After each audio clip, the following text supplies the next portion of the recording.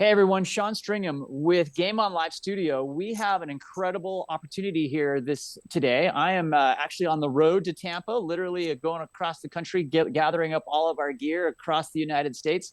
I am in St. George, Utah, right now on a waypoint. But I'm excited to have John Seiner, the executive director of Tropical Rugby and Tropical Sevens. The Triple P is back again this week. I'm assuming you're coming in from Jacksonville again. Is that correct? No, I'm down at the studio here in Delray Beach, Florida. Delray Beach, Florida. And John, I should mention, is in Orlando. He's got a crazy 48 hours trying to get all of that gear from Orlando down to Tampa. And then our main guest here that we're excited to have is Ben Pinkelman. Ben is joining us from Colorado. He has an incredible rugby career. He's earned his cap with USA Rugby in the 2016 as a Rio Olympian. Ben, welcome to the road to Tampa. I know you're on your way there. How are you doing today? I'm doing great, Sean. Thanks for having the call. Thanks for joining us. I know it's great. We really, one of the key things that we wanted to jump into, and it was give you an opportunity just to talk about your rugby journey. It's obviously someone has represented the United States and some rugby royalty as a captain of that rugby sevens crew in Rio. Just talk about rugby and your love for rugby and kind of your story that's bringing you to Tampa next week. So I started playing when I was 14 years old, started playing in high school as a freshman. Was playing football, joined the rugby team, loved it. Started doing the all-state stuff, was excelling at like Colorado all-state team. And then as soon as I graduated high school, went straight to a men's club, started playing with the Denver Barbarians. Nice. While I went to CSU, so I was at CSU, and then in the fall and summer I'd play men's club, sevens, then 15s, and then in the spring I would play college season. So just playing as much rugby as I possibly could. I got seen at club nationals, and that got me sent to my first USA Sevens camp. Cool. And then got capped while I was still in college, graduated college, got a sevens contract, spent the next 6 years playing sevens, went to the 2019 Rugby World Cup with the 15s team, just based on having a good sevens career, and then hurt my back and got into coaching. Got into coaching ever since. And you're coaching in Colorado. Is that your main home at this point? That is my main home, and I'm doing the remote coaching of the Sevens pathway. So working closely with Simon A. Moore on the USA Sevens pathway. Very cool. And so, when you're down in Tampa, you'll be there in the capacity with USA Rugby doing some observations. So just kind of give us an oversight of what your role in Tampa is going to be when we're down there for Tropical Sevens. Well, Tropical's obviously made itself into a really good tournament with a lot of really competitive teams. So it's something we need to be watching for our U18 and U23 pathway and seeing where the level of rugby is at in the country. So we'll be there to watch the combine, just get some numbers on kids that are looking to make that step, because that becomes a big part of the Olympic pathway. There's a lot of really good rugby players in the country. You need to be able to hit certain speeds and have certain height, weight requirements to be athletic enough to play on the series. So just to be there at the combine, get our eyes on some numbers, get some standards of where these kids need to be, so that when we watch the games, we have something to refer back to. So then we'll make sure we're coordinating with the teams, get all the kids the right numbers, because that's been problem scouting in the past, right? It's just wear whatever jersey they want. So try to help on the administrative side a little bit, and then watch all the games that we can, and as many of the high performance games as we can. Right. And from your seat there, as you're watching the combine and watching the athletes, what are some of the key performance indicators on the combine that you're looking for? And not necessarily the numbers that they need to hit, but what just for someone who's new to rugby or maybe new to that component of that measurement, what are some of the things you're looking at? 40-meter time, 10-meter split, and vertical jump, broad jump, whatever jumping they're doing to test explosion. Okay. Probably the three of the big parameters for sevens. And are there like any ball handling skills or tests that they're doing there in terms of being able to handle and move the ball? I know that's pretty important for sevens, but maybe not for the combine side. Yeah, I think you can see most of that in the games. Yeah. I don't think I'm too worried about the combine seeing those kind of skills. I think those will come out when you're on the field. Right. John, let's bring you in. Talk more about the timing of the combine and if there are what athletes need to do to be a part of that, or how do they get into that, John, to make sure that they're being seen? Yeah. Well, first, I want to say thanks again to Ben for his time Yeah, right. today with us to discuss, because he's got a fascinating perspective on where rugby's coming from through his playing career, and now that he's transitioned into the coaching and development side of things, where it's going to. So I hope to dive into that a little bit more. But in terms of the athlete combine at the Tropical Sevens, it's been our tradition that we've hosted it on the Thursday afternoon, the day before the competition starts. As most people familiar with the event know, that we open up the fields for team training on the Wednesday and Thursday leading up to the event, and that has proven quite popular. So for any team that's out there, especially on the Thursday, all 14, 15 fields are wall to wall booked with team training sessions. So we run the combine from 12 to 6 on the afternoon, and there's no sign up. It's essentially walk up, and you can kind of fit that into the teams can fit that into their schedule. So we'll have various stations that are involved with the combine. So you show up, it'll be easy to find on site. You sign in, you get your scorecard, and then you participate through the various activities. Kind of at your own leisure. You can repeat them if you want. It's also fun. We have a big inflatable obstacle course that you can run races to. A lot of the athletes love that. But as Ben said, we like to get the core metrics as well, which is important.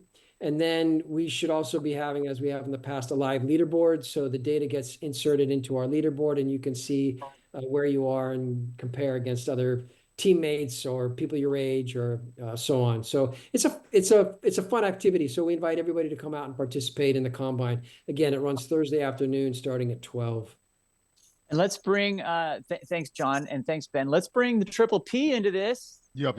My friend. How are you? Great to see you. Doing I know fantastic. that as we go throughout the weekend on Friday and Saturday, I'm assuming you're going to want to interview Ben a couple of times and get some perspective, right? As we get into the absolutely no doubt goal zone. You're right. This what's is, up. he is, the guy. He is the one that, in fact, before you guys came on, he and I were talking about him, and I was just like showering him. I was like, hey, man, I saw you here.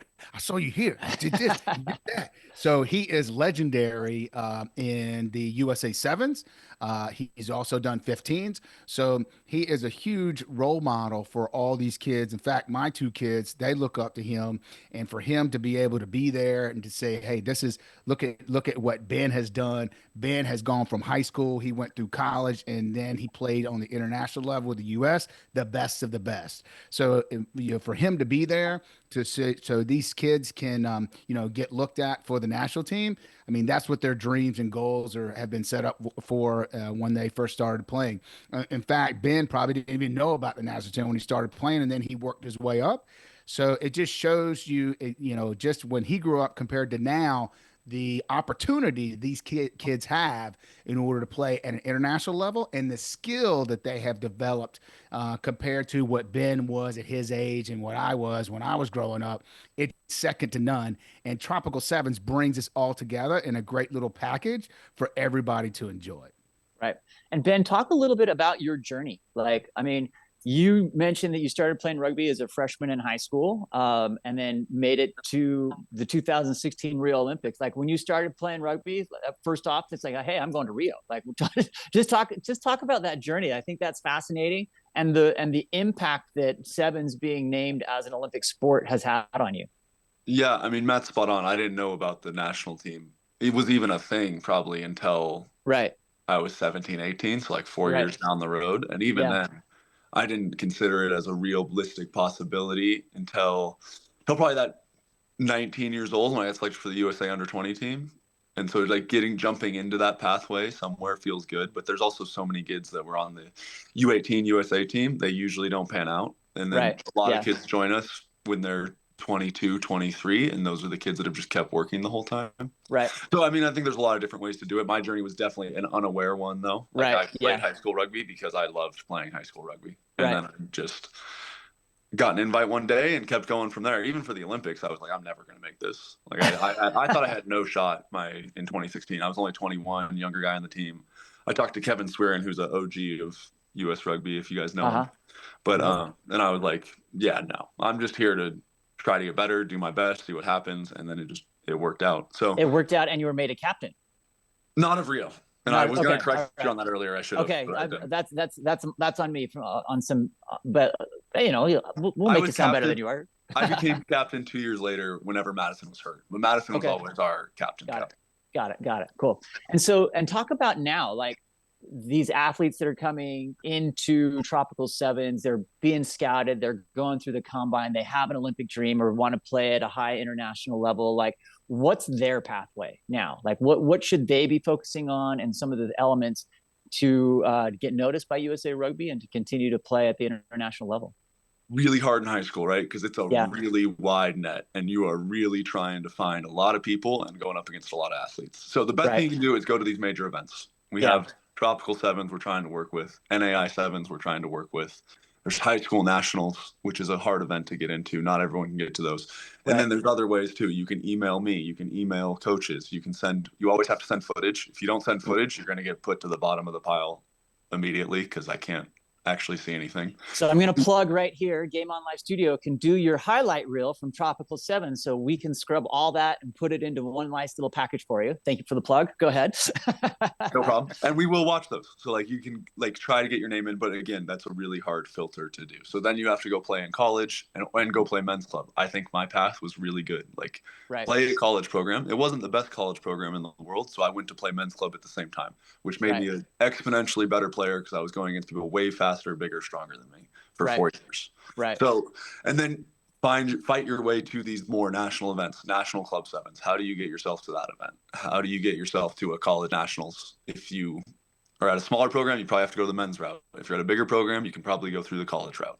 But it's finding your way to get, because it's such a big country, you have to find your way to these major events that people are watching with a close eye. Right. And so, I mean, someone at Tropical Sevens, we mentioned this in the pre-show a little bit, someone from Tropical Sevens probably not going to LA in 2028, right? But they, 2032, 2036, is that kind of the timeline that you're looking for, and the commitment that goes into that kind of a program if you got someone that's an all-star? Yeah, I mean, I'll be honest, I'm going to Tropical mostly looking at U18s. So yeah, I'm looking at the 2032, 2036 kind of timeline. And then it would be, if you got selected from here, we'd connect, we'd start building you a high performance program, trying to get you towards that path of being on that route. Right. And then it's about growing the overall game the whole time. I used to be really pessimistic about the overall game in the U.S., but then I went to an event like Tropical 2 years ago, and I saw the U14 kids throwing the ball around, and I was like, they're playing better rugby than the U18 kids over here. Like, they're moving the ball exponentially better. So it is trickling down slowly, and like having these major events where everyone comes together and we can see it is huge.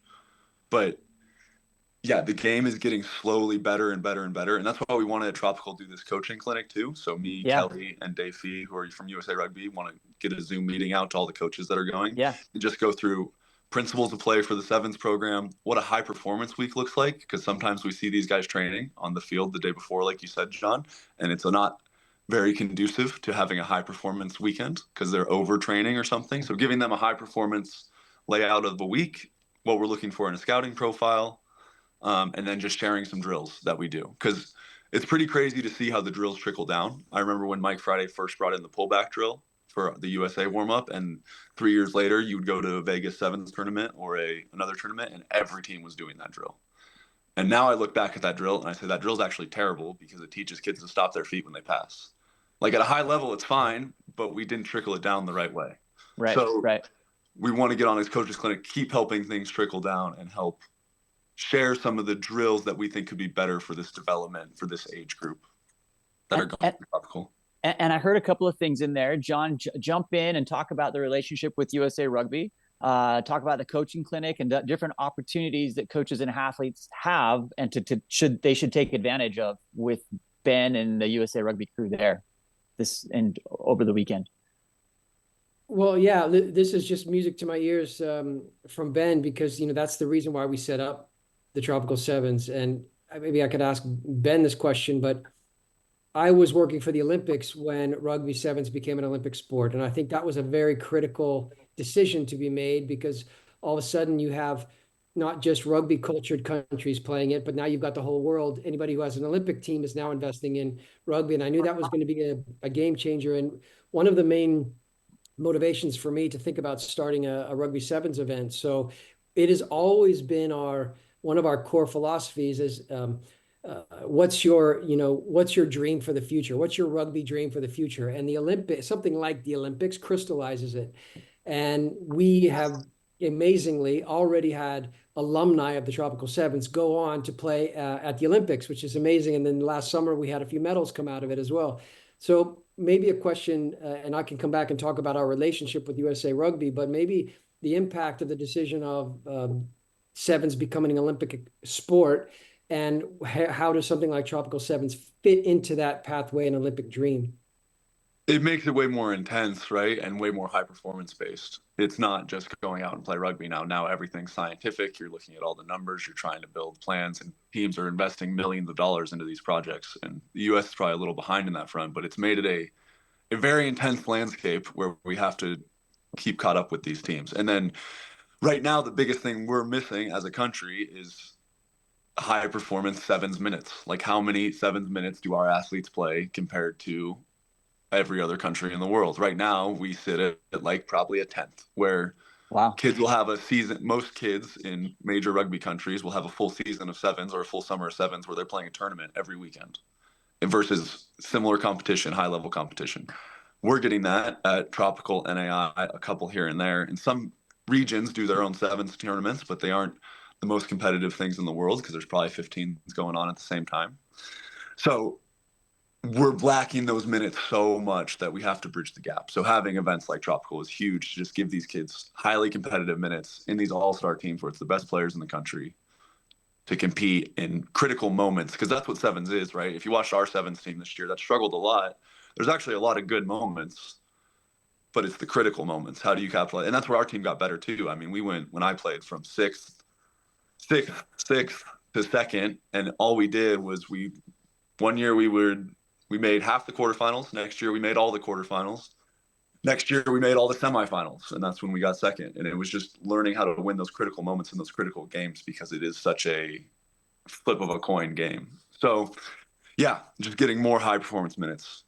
Hey, and Triple P, while you're out there, having won this tournament several times or having really high profile, like multiple times, yes. Times, like, how are you preparing your athletes to get those high level minutes that Ben just talked about? Like, how do you get the mental game ready? How do you get the physical game going? He mentioned a little bit about overtraining on the day before. Like, how should a coach and an athlete balance those so that they can maximize those high performance minutes at this opportunity here at Tropical Sevens?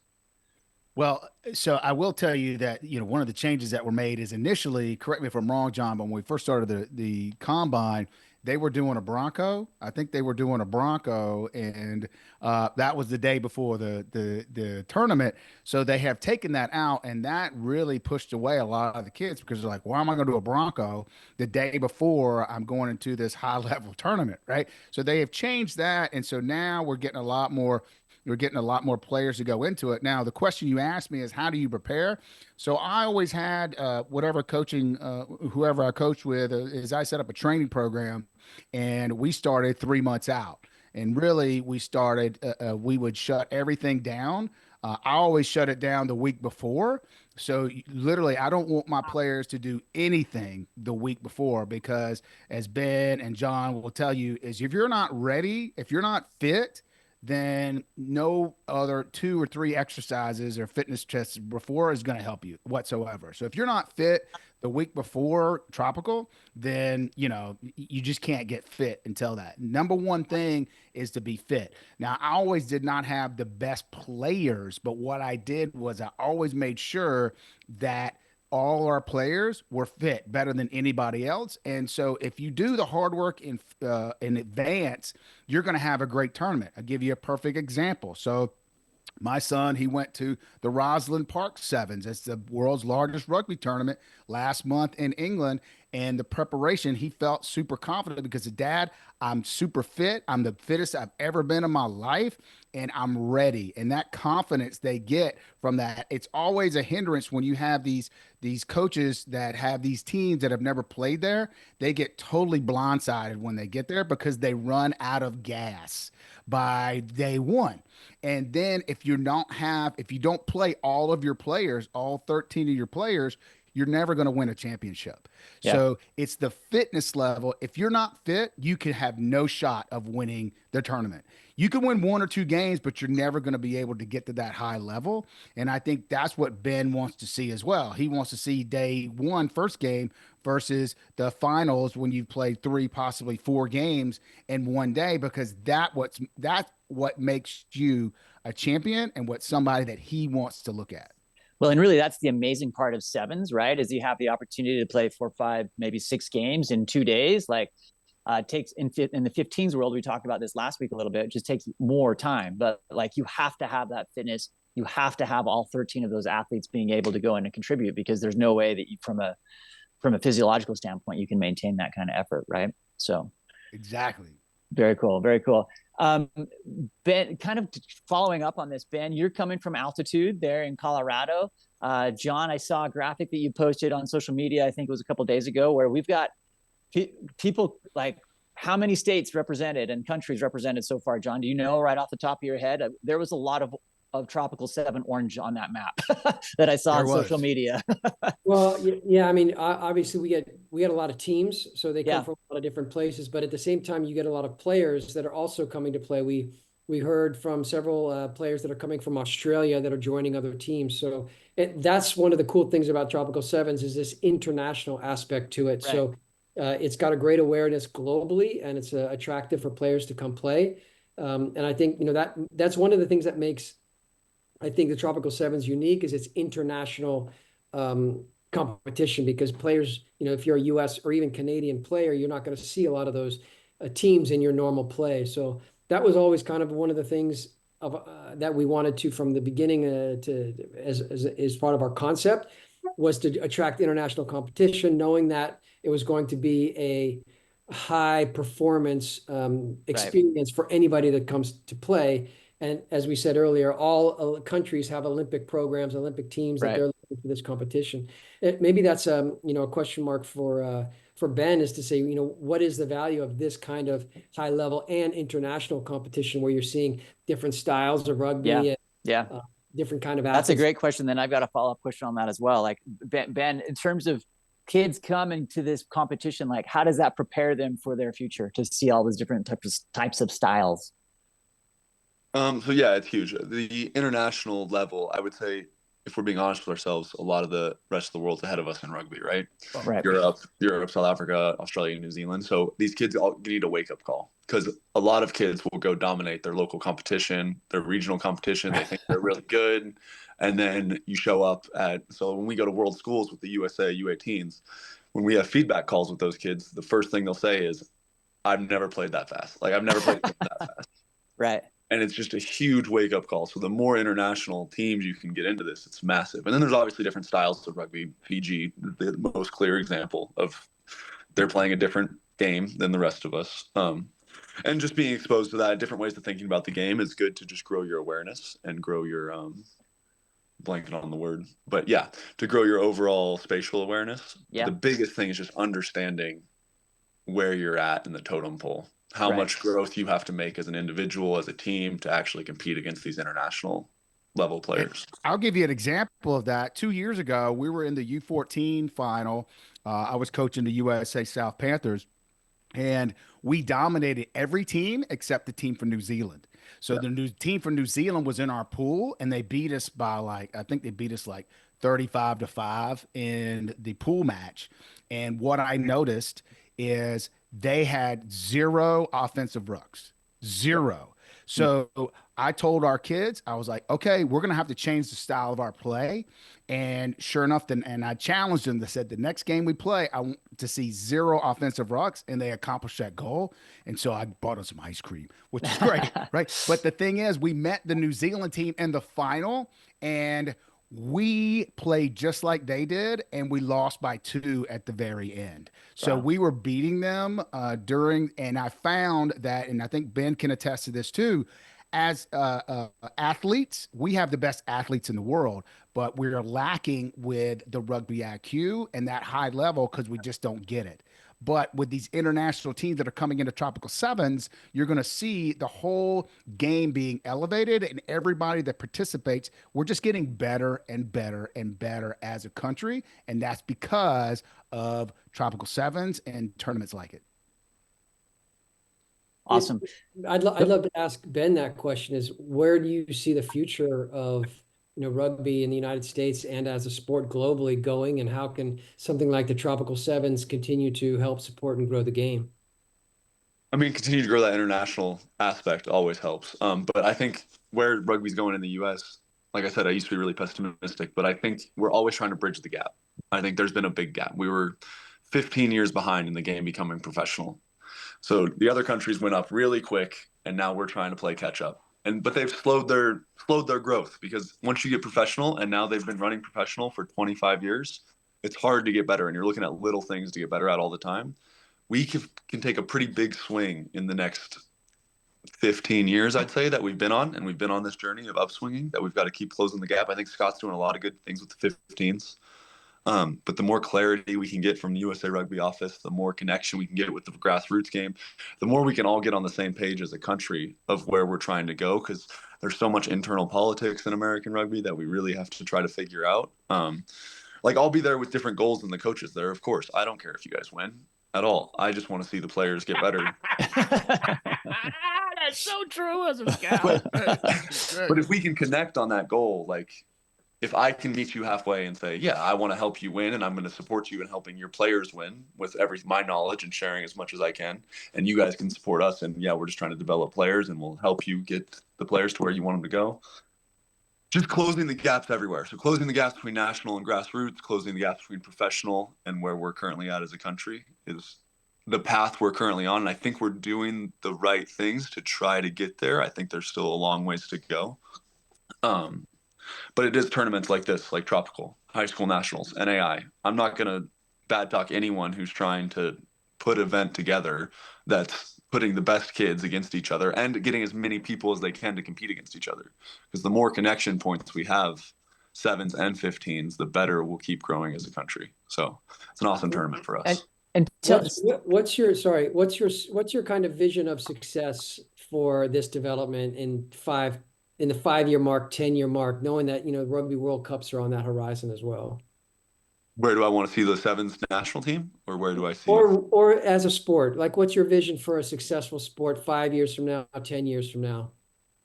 MLR is a successful league. We actually have a viable contract in MLR, and players aren't getting pulled around everywhere for nothing. So you have a viable professional league. 7's team is on the World Series competing for medals and championships. And those players are, because I do think it's trickled down a little bit. You have to have those players getting paid a fair wage that makes players want to go chase that goal. Everyone says we shouldn't put money in the national teams, but you have to give the kids a goal to go towards. So people living real careers in the MLR and in 7s would be my success for the sport in 5 years. You can have a genuine living playing rugby in the U.S., and then we can continue to grow from there. Right now, I think it's hit and miss on that front. So Ben, what about can you comment on the PR7s and how that kind of goes into it? Because we really haven't talked about that professional league. Again, it's another touch point, right? Okay. It's another awesome. Like, can we pull the best players in the country together for a tournament? That's fantastic. It's another great scout point that we can use. And we can get our coaches in there. We can upskill coaching. We can upskill player development. It's like that next step up. It's like what Tropical's doing, but for men's now, because we need more men's high performance tournaments for all those players that we miss, because the net is too wide. You can't get all the kids when they're U23, U18. So right, and that's the challenge, right? We're so big as a country compared to all these rugby countries. Like, I mean, we go to England, for Roslyn Park Sevens, it's like 5 hours to get from one side of the country to the other, versus it's 5 hours on a plane to get to LA, from Florida. So that is the challenge. We're great in size, but for you guys to see the best players, I totally see why Tropical Sevens is the marquee event. Ben, what about the Rugby World Cups being hosted in the United States? What do you think the impact of that, of a country hosting that is? I'm excited to see what happens. I think it can be a massive impact, but it has to be played right. Like we can't. You can also drop the ball here and let it fall through the. Like we've had, in pessimistic side coming out, we've had poor events in the past that have been terribly marketed and haven't had much of a, that haven't made a dent. So I think we need to be realistic about what we all have to do as a country to make this work and to make it have the impact we want to have, where it gets on TV everywhere and people fall in love with the game that we all have. So I think it could be huge. It could be huge where you're now seeing rugby on the bars, out at the bars all the time. You're seeing it on sports TV. It becomes part of our culture slowly, but we have to do it the right way. And I think that starts with like kids in playing rugby, right? Like talk about what you've seen has been successful out there, or maybe do a shout out of a region or a club or someone of like, do you feel like rugby is great? Like this is in a great hand. It gives you positive vibes around that, right?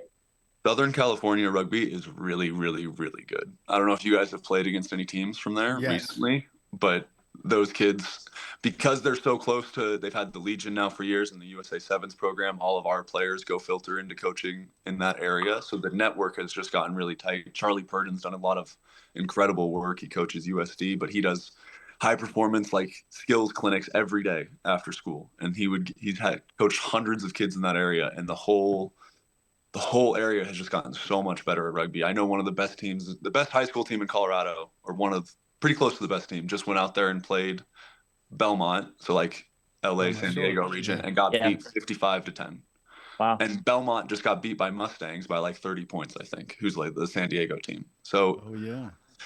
they're building something really good there. But you're right, like how we grow the game is get it to the kids and get everyone to want to watch the game. I Right. think where we go a little bit wrong is that people get a little cynical, like towards MLR. I think it's starting to break away from this now, but at the start, it was so many men's club players that were a little bitter they didn't get contracts, or were a little like, these guys suck. Why do we need to watch them? They aren't that good. But I think it's starting to get away from that, where we're starting to buy into this matters on a front that's not just a personal vendetta. Well, great. John, do you have any other questions for Ben? Or things that you wanted Well, to cover? I might just want to come back to a question you had earlier, and what's our, the relationship with Tropical Sevens and USA Rugby. Yeah.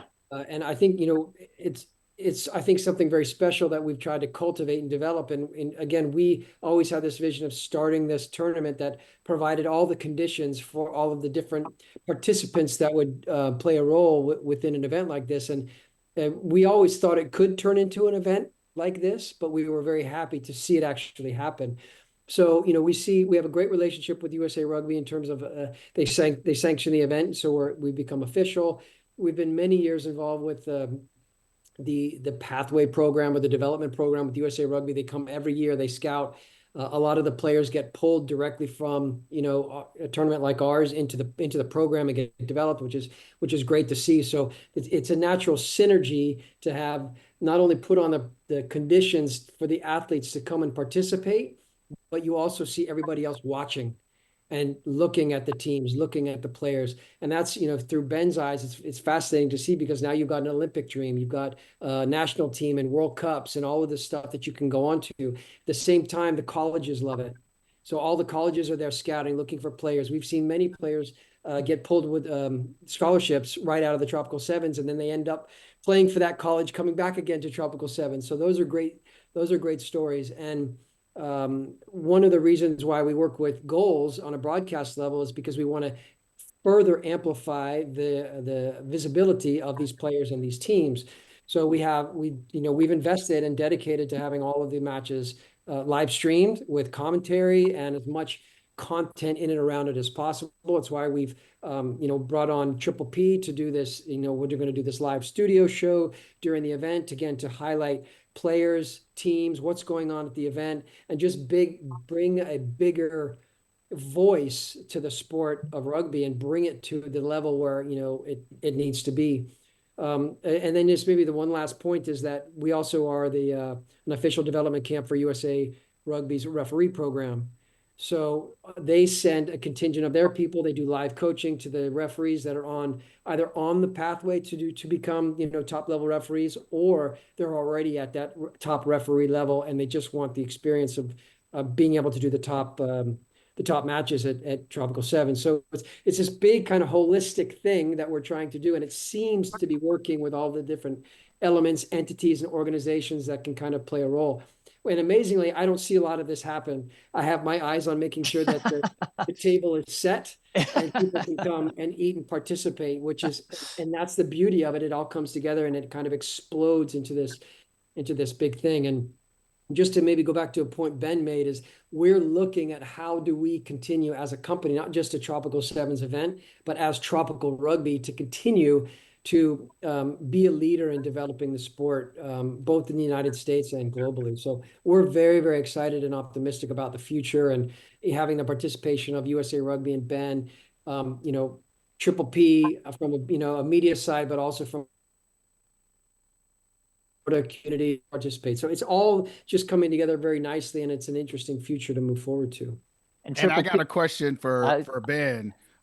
When are we going to see the Eagles playing at Tropical 7? There you When go. do you foresee that to be able to be like they do at Rugby Town Sevens, right? So the Eagles play, the U23 side play there. So when could we see a USA Eagle side playing at Tropical?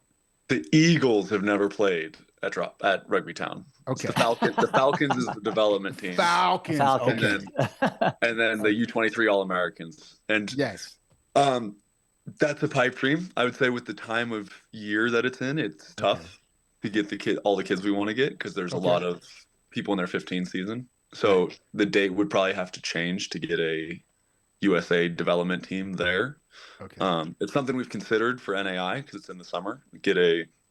So it's a possibility. But yeah, it's that's good. Cool. That's part of the dream, right? If we can get the funding, it's all a funding issue. So if we can get more funding and then find the right times of year, we want our Pathways teams playing as many tournaments as possible. So that's finally a question that could be legitimately asked, which is the development of US rugby, which I'm super stoked about. For sure. 100%. But we also need these tournaments that don't have those teams, because you need to be able to, like, a selection vehicles for those teams. So yeah, it's definitely part of the discussion and figuring that out. Fantastic. Cool. Hey, Triple P, I bet you've got some storylines that are developing in your head as you think about the Tropical Sevens TV and the Goal Zone, having these conversations with Ben. What are some of the things you want to highlight on site there Thursday, Friday, Saturday when we're there? Like I said, we're gonna have Ben in the Tropical TV zone. We're gonna put him in the studio. We'll put him in the studio. Be a more in-depth conversation we're having now. What else do you have?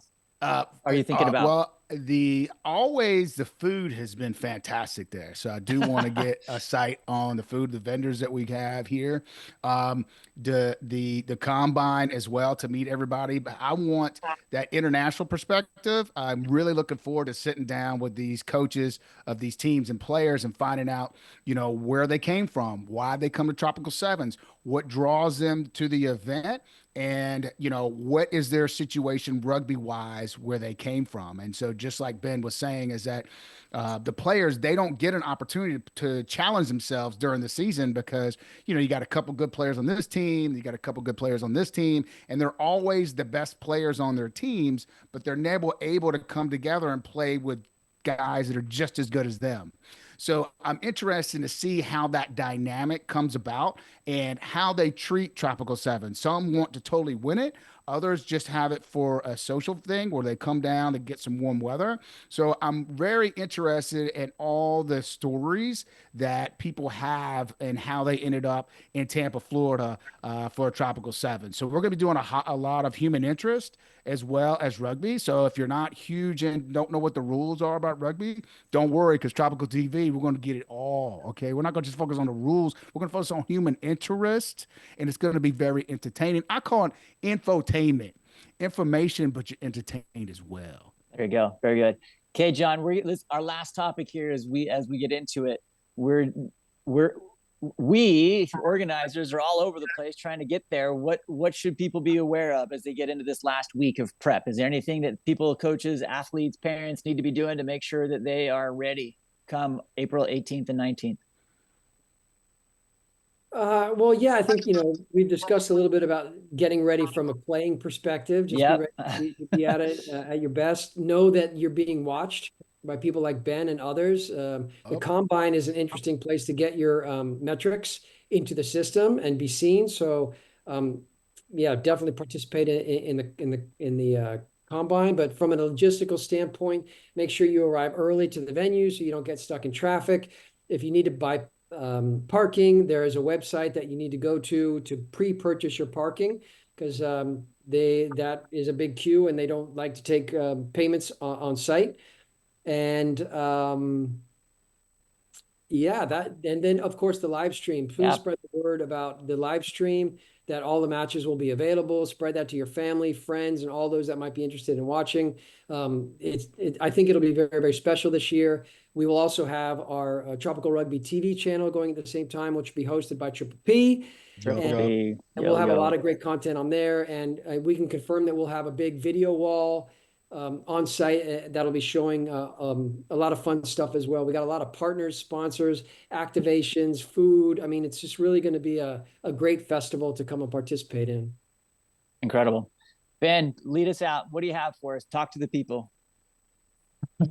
I felt like I got the Triple P thing to do. I feel like Triple P's ready more Well, ready for but this moment. Hey, he's got a we great might get hairstyle. he we Ben has the know best we hairstyle know ever. he's gonna take that, but I'm gonna give you an opportunity to close as well. No, just happy to be going to the tournament. I think we're really excited. It's going to be. As I've kind of taken this role, this is just something that we need to get more involved in and get more involved in the community. So if anyone sees me there, come talk to me. Let's have a conversation. Ask any rugby questions you want, any other questions you have. Open book. So please Open be book. I love friendly. it. Come talk. That's key. To be seen, you have to talk. Okay, Triple P, take us out, my friend. Indubitably, you will see Triple P on Tropical TV next Friday and Saturday, nonstop wall-to-wall coverage. Make sure you're there for the biggest rugby tournament in the USA. There Pew, you pew, go. pew. All right, everyone. Great job today. Sean Stringer with Game On Live Studio. On behalf of John and Triple P and Ben, we'll see you on site. Friday, we'll see you live.